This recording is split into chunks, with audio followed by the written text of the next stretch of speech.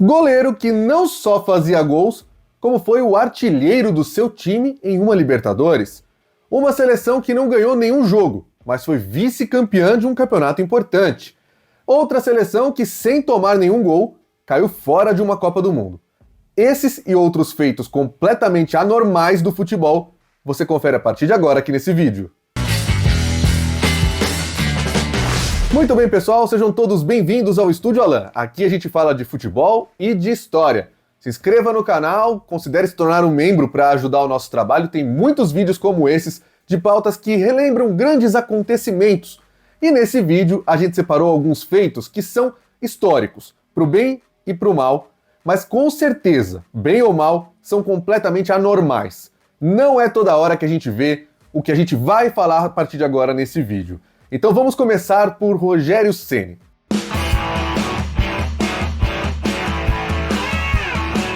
Rogério Ceni era um cara que tinha uma diferença muito grande para o resto dos seus colegas de profissão. Não é normal um goleiro que faça gols. Antes do Rogério Ceni, a gente lembra do Chilavert. Inclusive o Rogério, quando ele começou a fazer os primeiros gols dele no São Paulo em 1997, a comparação que a mídia fazia era com o paraguaio Chilavert. O Chilavert fazia gols pelo Vélez Sarsfield e por outros times pelos quais atuou, inclusive pela seleção do Paraguai também. Só que o Rogério Ceni, que fez o seu primeiro gol de falta no Campeonato Paulista em 97... Autorizado, atenção, bateu! Gol! E pra alegria! Rogério goleirão! Magia!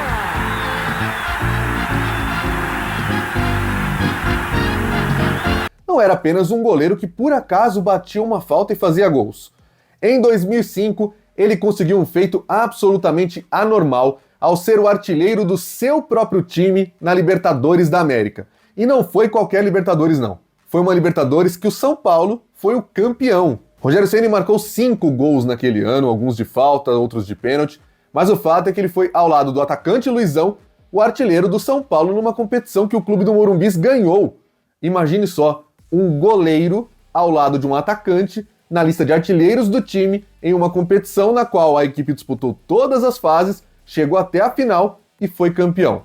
O ano de 2005 foi mágico na carreira de Rogério Ceni. Ele fez 21 gols ao longo de toda a temporada. Você deve conhecer atacantes que não fazem 21 gols em uma mesma temporada. Naquele ano, o Rogério inclusive entrou para a história fazendo gol num evento da FIFA. Contra o Al Ittihad na semifinal, o São Paulo se classificou numa vitória apertada por 3-2 e teve um gol de Rogério Ceni batendo pênalti. Então sim, ele fez um gol pelo São Paulo em um evento da FIFA. O São Paulo depois foi campeão contra o Liverpool na decisão, gol do Mineiro, que todo São Paulino vai lembrar, obviamente, mas o Rogério estava lá marcando gols em uma temporada simplesmente inesquecível, porque ele bombou demais, tanto como goleiro, mas também como artilheiro. Deixou suas marcas e fez daquele ano o sonho de todo São Paulino repetir.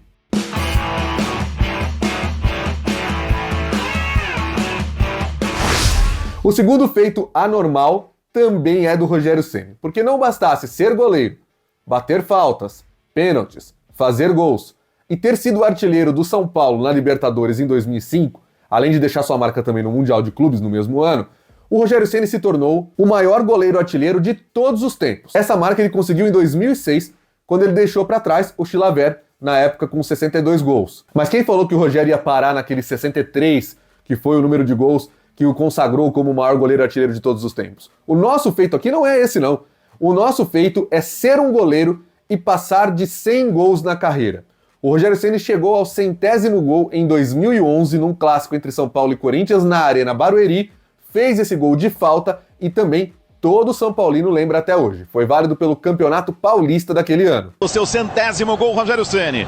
Foram 54 de falta. Vai para a cobrança. Júlio César no gol. Daí a cobrança. Gol!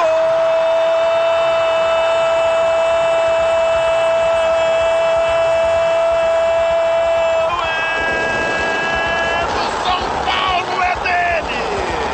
Um gol histórico no Superclássico. Rogério Ceni jogou até o fim de 2015 e terminou a carreira com 131 gols. Veja só, depois desse contra o Corinthians, que ele já não era nenhum jovenzinho em 2011, ele ainda marcou mais 31 vezes em sua carreira, teve alguns anos marcando até mais, e isso foi realmente marcante. Não é um feito normal, não dá para você considerar normal um goleiro que faz 131 gols na sua carreira. É gigantesco, é muito grande mesmo. Só pra gente encerrar, mais um feito do Rogério Ceni é ser o cara aqui no Brasil que mais fez gols de falta por um mesmo time, superando o Marcelinho Carioca pelo Corinthians, superando um atacante. Beleza, o Marcelinho vai falar que o Rogério Ceni jogou por muito mais tempo pelo São Paulo do que ele no Corinthians, mas o que está escrito, está escrito. É um goleiro, gente.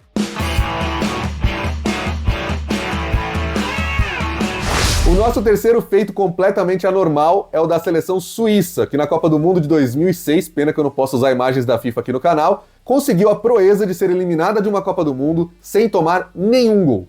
Isso mesmo. Os suíços que naquela época ganharam esse apelido de ferrolho, que hoje em dia nem cabe mais, eles são muito mais ofensivos, e até hoje as pessoas com preguiça de olhar os jogos da seleção simplesmente saem falando que eles são retranqueiros, né? Mas naquela época eles eram mesmo. E a Suíça fez 4 jogos na Copa do Mundo de 2006, não tomou nenhum gol, não foi vazada nenhuma vez e acabou eliminada nas oitavas de final. Naquele ano, a Suíça estreou na Copa do Mundo contra a França. Ela caiu num grupo que tinha a seleção francesa, a Coreia do Sul e também a seleção de Togo.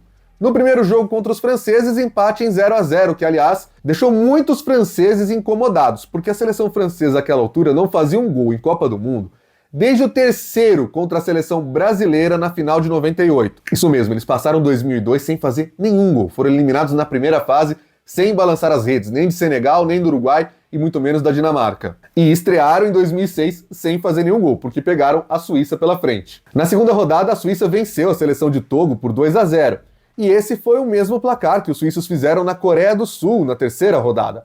A França finalmente voltou a balançar as redes alheias em Copas do Mundo, mas não sem sustos. A França empatou com a Coreia em 1-1 e chegou à última rodada ameaçada de cair de novo na primeira fase, como tinha rolado em 2002. Mas na última rodada, a França venceu Togo, também pelo placar mágico de 2-0, e se classificou em segundo lugar. A Suíça foi a primeira colocada.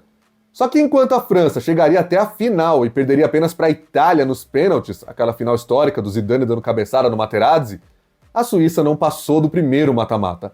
Eles enfrentaram a Ucrânia, que tinha começado a Copa do Mundo perdendo de 4-0 para a Espanha, e que logo em seguida colocou 4-0 na Arábia Saudita. Se classificou graças a um magrinho 1-0 contra a Tunísia, então foram para as oitavas de final, onde não saiu gol nenhum. Um jogo horrível, 120 minutos, Suíça e Ucrânia 0-0, foram para os pênaltis e aí se revelou uma outra faceta da Suíça. Além de ser uma ótima defesa, eram terríveis para bater pênalti. Foi 3-0 para a Ucrânia, a Suíça errou todos os seus 3 pênaltis, a Ucrânia, para não falar que acertou todos, o Shevchenko, ele mesmo, errou o primeiro, mas depois acertaram todos os 3, e com isso a seleção da Suíça saiu da Alemanha, da Copa do Mundo de 2006, sem nenhum lamento de gol sofrido, exceto nos pênaltis, mas aí não conta, e sendo eliminada da competição nas oitavas de final.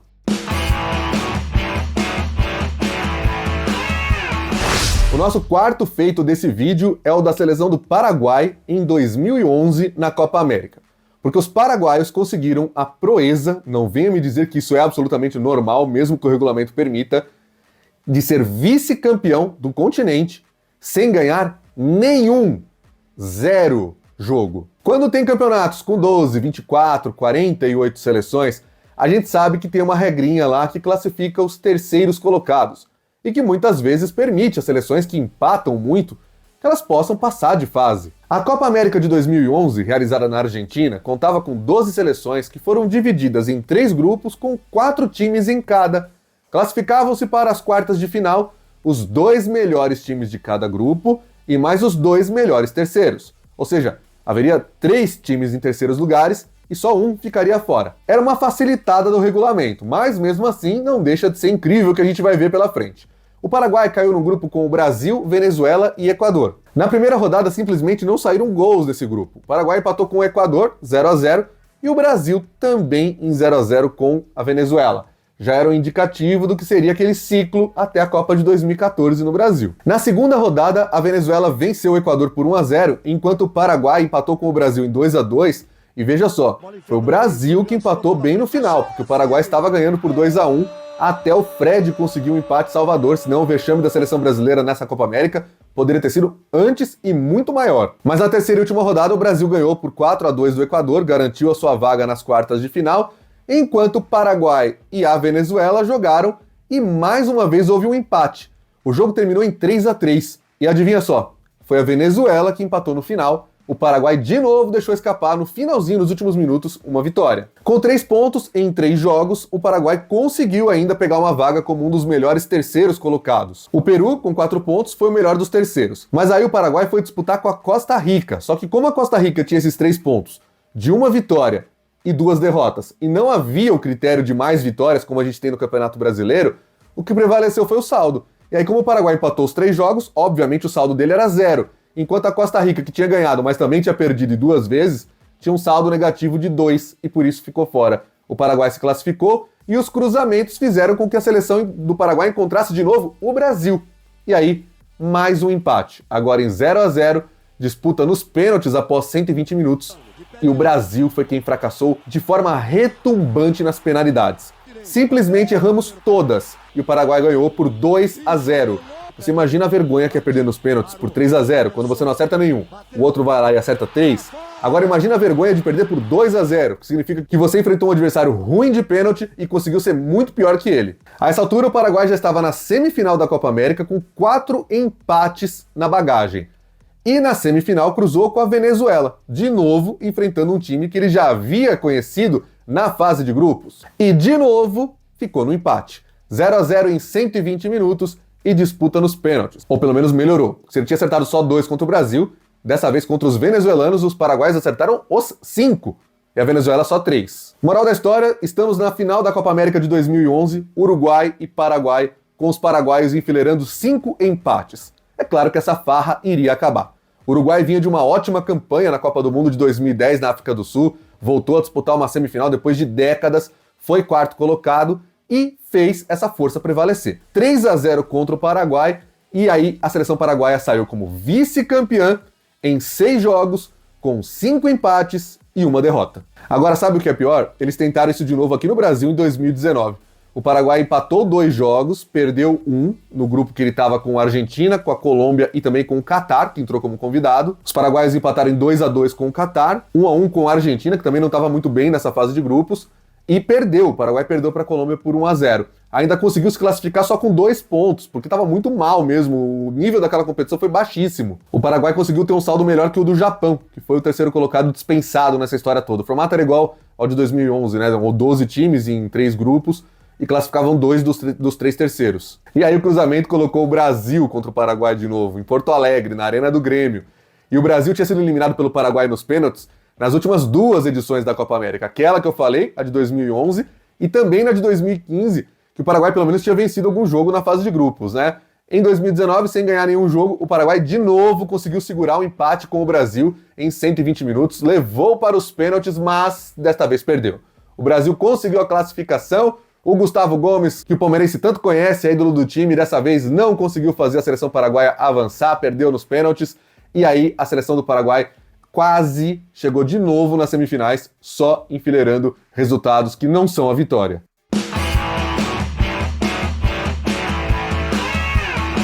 Bom, mas vamos quebrar o galho do Paraguai, não vamos falar só de feito negativo da seleção paraguaia, se bem que foi um positivo, né? Foi vice-campeã pelo menos, mas a gente tá falando mal de um time que não ganhou.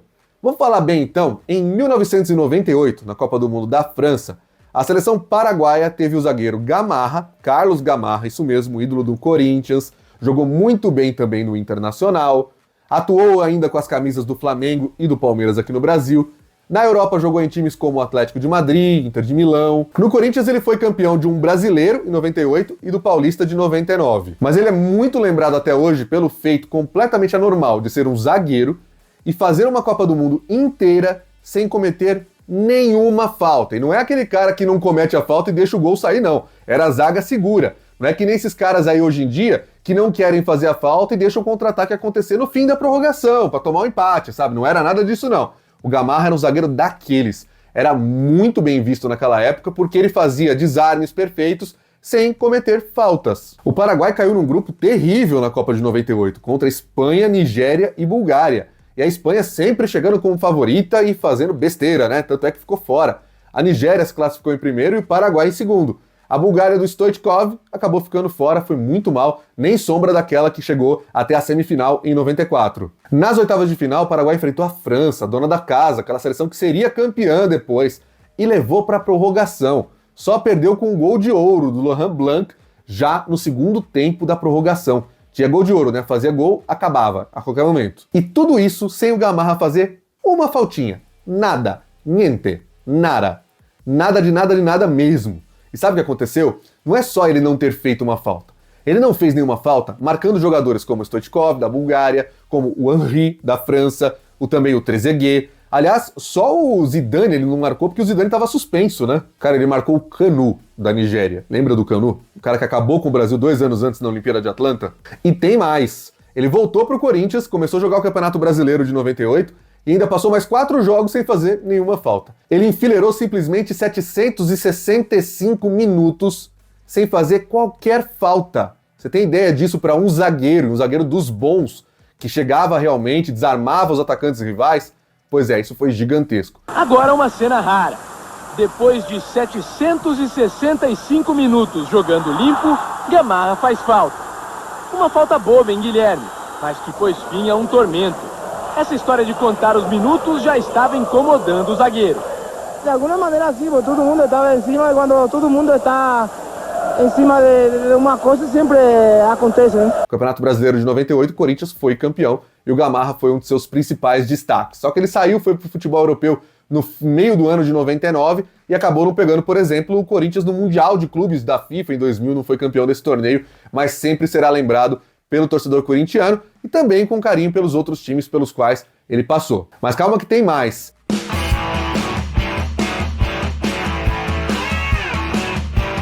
O que você acha que acontece com um time que chega na Libertadores da América e perde os 3 primeiros jogos da fase de grupos? Provavelmente uma eliminação encaminhada. O que dá na sua cabeça de perder os 3 primeiros jogos? No caso do Cruzeiro, em 1997, não teve nada disso não. O Cruzeiro de fato estreou perdendo os 3 primeiros jogos. Naquela época, a Libertadores tinha um esquema que durou durante muitos anos, com 2 times de cada país em um grupo. Os grupos eram com 4 times, mas para facilitar deslocamento e baratear as viagens, então eram 2 times do Brasil e nesse caso aqui 2 times do Peru. E aí, o que acontecia? Você viajava para o país que não era o seu e fazia os 2 jogos contra os 2 adversários numa mesma semana. Tudo isso para você fazer uma ida e uma volta só. E a Libertadores não era nada perto do que é hoje em termos financeiros. O Cruzeiro, que era o campeão da Copa do Brasil de 96, por isso estava naquela Libertadores, tinha no grupo também o Grêmio, campeão brasileiro daquele mesmo ano de 96, e os 2 representantes do Peru na competição, que eram o Sporting Cristal e o Aliança Lima. A tabela colocava a Raposa para jogar em casa na primeira partida contra o Grêmio, e aí depois viria aquela viagem para o Peru e enfrentaria em poucos dias, né, com intervalo de poucos dias, tanto o Aliança Lima como também o Sporting Cristal. Na estreia, o Cruzeiro perdeu para o Grêmio em casa por 2-1. Olha a crise chegando. E crise de verdade, porque naquela temporada o Cruzeiro começou com o Oscar Bernardi como o seu treinador. Além disso, a Raposa tinha uma divisão. Era o Vantuil Rodrigues que treinava o time no Campeonato Mineiro. Então o Oscar ficava só com os jogos principais. Ficaria com a Libertadores e com a Copa do Brasil. Mas não tinha clima com a torcida, não tinha clima com o elenco e depois dessa derrota contra o Grêmio, acabaram com a passagem dele pelo Cruzeiro. Paulo Autuori foi contratado para dar sequência àquele trabalho, também dividindo funções ali de acordo com os jogos com o Vantuil Rodrigues. Só que o Autuori não conseguiu fazer o Cruzeiro ganhar na Libertadores logo de cara, muito pelo contrário. Foram 2 derrotas por 1-0 para as 2 equipes peruanas, o Aliança Lima e também o Sporting Cristal. E aí bateu o desespero de vez. A reação do Cruzeiro veio com uma vitória por 2-0 contra o Aliança Lima, mas o caminho não estava tão fácil mais assim não. Antes de conseguir ganhar os outros jogos e avançar na Libertadores, o time perdeu para o Santa Cruz em casa e foi eliminado na Copa do Brasil. O ano estava completamente difícil para a Raposa. Quem ia imaginar que aquele time seria campeão da Libertadores? Aliás, só corrigindo, a primeira vitória foi contra o Grêmio no Estádio Olímpico Monumental em Porto Alegre por 1-0. Então a essa altura eram 2 vitórias. Faltava ganhar do Sporting Cristal. E ganhou. Com 0 ponto na primeira parte ali no primeiro turno, mais 9 pontos, perfeito, 100% de aproveitamento no retorno, o Cruzeiro conseguiu a classificação para o mata-mata em busca do tão sonhado bicampeonato da Libertadores. E cruzou com o El Nacional do Equador nas oitavas de final, perdendo na ida fora de casa por 1-0. No jogo de volta, o Cruzeiro venceu por 2-1 e se classificou nos pênaltis. Vitória por 5-3 e vaga garantida nas quartas de final. Naquela época, a Conmebol forçava o encontro de times do mesmo país nas quartas de final para evitar qualquer problema e nem pensar em ter uma final de 2 times brasileiros, por exemplo, 2 argentinos não podia. Então o Cruzeiro reencontrou o Grêmio nas quartas de final. Venceu o primeiro jogo em casa por 2-0. Jô na boca do gol, olha a chance, olha o gol! Alex! Gol do Cruzeiro! Perdeu por 2-1 em Porto Alegre e se classificou para a semifinal. Olha o Cruzeiro chegando aí com 50% de aproveitamento, né? Perdeu 3 jogos e ganhou 3 jogos na primeira fase. Até agora no mata-mata, 2 derrotas fora de casa e 2 vitórias em casa. E vamos que vamos para a semi. E isso se repetiu na semifinal. O Cruzeiro enfrentou o Colo-Colo do Chile. Venceu por 1-0 em casa e perdeu por 3-2 fora. E nessa época a Libertadores ainda não tinha o gol qualificado como visitante. Então o Cruzeiro teve que ir para os pênaltis, disputa na qual venceu por 4-1. Olha o Cruzeirão chegando na final, ganhando e perdendo, mas estava lá. E aí rolou outro reencontro, né? Além do Grêmio que ele reencontrou nas quartas de final, na decisão era o Sporting Cristal do Peru. Cara, se o Cruzeiro segurou 0-0 fora de casa contra o Sporting Cristal em terras peruanas, era óbvio que o título viria, né? Afinal de contas, até agora ele perdeu e ganhou, perdeu e ganhou, perdeu e ganhou. Então, se ele empatou, viria. Foi com drama, foi com sufoco, mas o gol de Elivelton aos 30 do segundo tempo no Mineirão fez com que o Cruzeiro fosse campeão da Libertadores pela segunda vez em 97 e coroasse uma campanha que começou desastrosa, com 3 derrotas nos 3 primeiros jogos. Que feito absolutamente anormal do Cruzeiro e que grande feito para a história do torcedor também.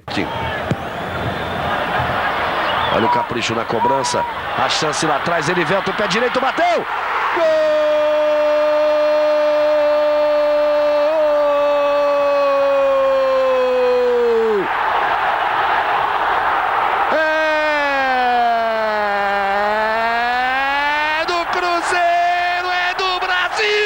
A campanha do Cruzeiro, então, teve 7 vitórias, 6 derrotas e 1 empate. O Cruzeiro só empatou realmente o jogo de ida da final contra o Sporting Cristal. Eu espero que você tenha gostado. Eu tô querendo dizer que esse é um vídeo que abre uma série. Então eu quero justamente os seus comentários pra gente fazer a segunda parte. E quem sabe vocês comentam bastante pra gente ter a terceira parte. Porque é assim que a gente constrói um conteúdo de todo mundo junto com grandes histórias do futebol, não é verdade? Então continue com a gente, não esquece de deixar o seu like se você gostou de relembrar essas histórias. Manda o link do vídeo para os amigos, especialmente, né, nesse caso aqui para os São Paulinos, para os cruzeirenses, para lembrar as boas histórias que eu contei sobre eles aqui nesse vídeo, né? Eu vou ficando por aqui, tem outros vídeos no canal para você acompanhar com grandes histórias. Esse é o Estúdio Alan, esporte é a nossa história. Valeu!